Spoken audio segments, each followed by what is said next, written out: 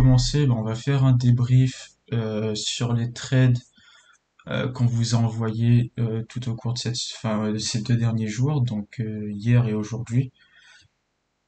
Donc, pour commencer, on avait lancé un trade sur l'or. Donc, le trade sur l'or, tac, voilà.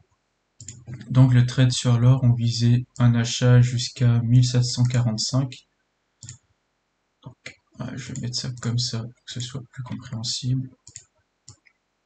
Donc, on visait un achat. Donc, désolé si moi je peux pas faire de retour dans le passé, mais quand on a pris le trade, on était à ce niveau-là.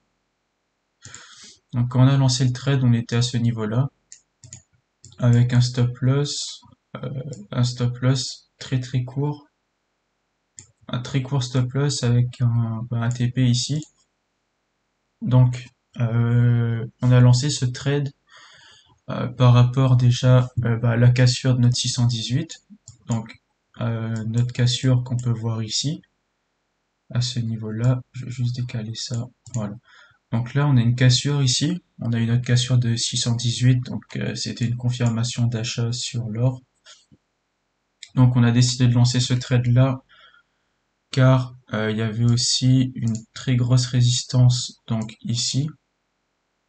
Donc on peut voir la grosse résistance qui a été rejetée plusieurs fois ici, encore une ici, une là et une là. Donc ici, on peut peut-être se dire qu'il y a eu cassure, mais quand on regarde sur du 4 heures, par exemple, il y a ces deux grosses bougies, moi je les appelle une fausse cassure de structure. Donc pour moi, ça c'était juste, enfin c'est l'équivalent d'une grosse mèche, car les deux bougies sont quasiment égales. Donc pour moi, ça revient dire que c'est une fausse cassure, et ça c'est pas une confirmation de cassure de résistance. Donc sur ce trade là, sur ce moment là, j'ai pas pris le trade. Donc on a patienté une autre cassure. Donc là, on a eu une autre cassure qui a été confirmée avec pullback ici. Donc on peut voir la mèche verte là qui est revenue toucher le 618. Donc on a eu notre confirmation, on a lancé le trade. Donc on a lancé le trade jusqu'à ce plus haut là, donc 1745. Ce trade là, normalement il aurait pu passer, mais il a fait un rejet à ce niveau de Fibo pour ensuite venir chercher notre stop loss. Donc pourquoi on n'a pas fait de BE sur ce trade?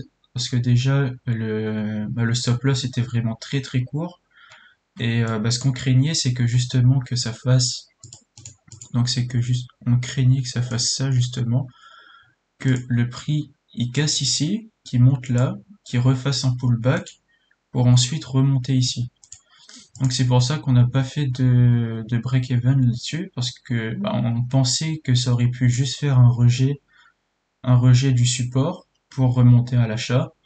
Malheureusement, ça s'est pas passé, donc on a eu un SL. Donc le SL était pas très élevé, heureusement.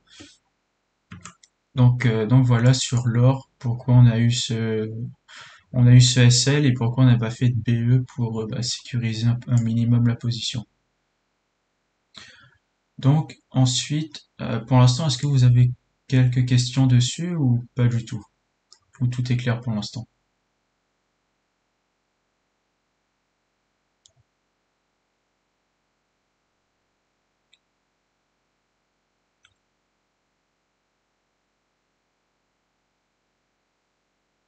Donc je vois qu'il n'y a pas de questions, donc je vais poursuivre. Donc je vais poursuivre maintenant sur le SP500. Donc je vais supprimer tout ça. Donc sur le SP500, on peut voir que on est généralement en daily sur une tendance haussière. Sur une tendance haussière, car cette tendance baissière est terminée. Une tendance baissière terminée, donc on repart sur une tendance haussière. Donc pour venir sur cette tendance haussière, du coup, pourquoi j'ai décidé de prendre un achat sur le SP500 et qu'est-ce qui s'est passé pour qu'on ait cette grosse bougie donc en vente. Donc je vais vous expliquer ça juste après. Donc en quoi consistait mon trade? Donc comme d'habitude, cassure du 618. Donc, voilà, le trade ressemblait à ça approximativement. Un TP un tout petit peu à peu près là, et un SL très court. Donc pourquoi j'ai pas voulu mettre le SL plus bas? Parce que plus bas, en fait, on aurait eu un moins bon ratio risque-récompense. Et pour avoir plus de profit que de perte, c'est quand même mieux d'avoir un ratio récompense plus important, mieux c'est. Mais il faut quand même savoir placer ses stop loss et pas le placer n'importe comment. Donc moi j'avais décidé de le placer là parce que je pensais que c'était bon. Donc on a eu une cassure ici. Donc on avait pris ce trade à la cassure de cette grosse bougie qui est ici. Donc cette grosse bougie verte, j'ai pris le trade à l'achat. Donc ensuite, ce que le trade a fait, c'est que il a cassé ici. Donc il a fait son pullback et il est remonté. Donc mon objectif, il était ici. Donc malheureusement, bah, c'est pas arrivé. Donc c'est pour ça que je vous ai dit de faire un break-even en vue des actualités qu'il y a eu aujourd'hui aux États-Unis. Donc on a fait un BE, donc stop loss égale à 0. Donc si le stop loss est touché, on ne perd rien. Et une clôture partielle à ce niveau de Fibo pour encaisser environ 40% des gains.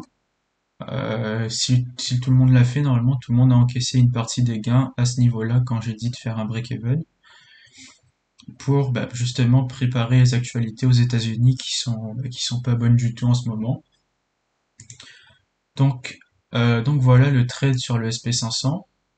Donc la clôture partielle et le BE, je les avais dit par rapport aux actualités. Donc aux États-Unis, aujourd'hui, ils ont encore décidé d'augmenter les taux d'intérêt.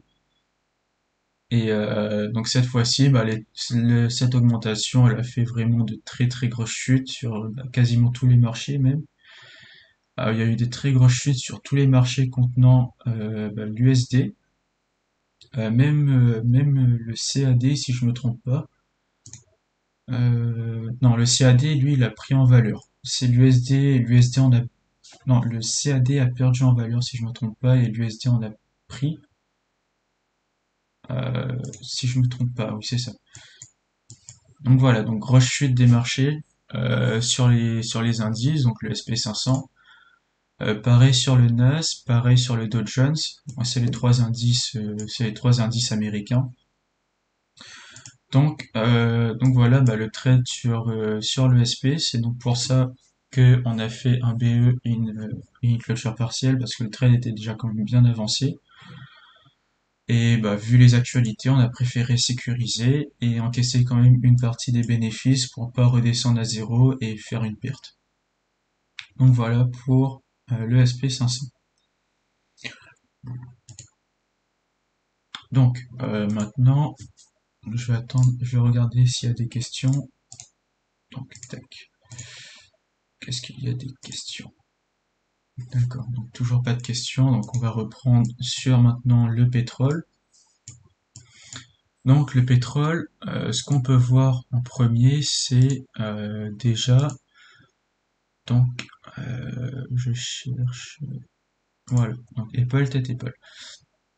Donc ce qu'on peut déjà voir sur le pétrole, c'est qu'il y a un épaule, tête, épaule inversé. Donc là je le fais grossièrement, mais voilà à peu près avec une ligne de coup, la ligne de coup qui est ici, voilà.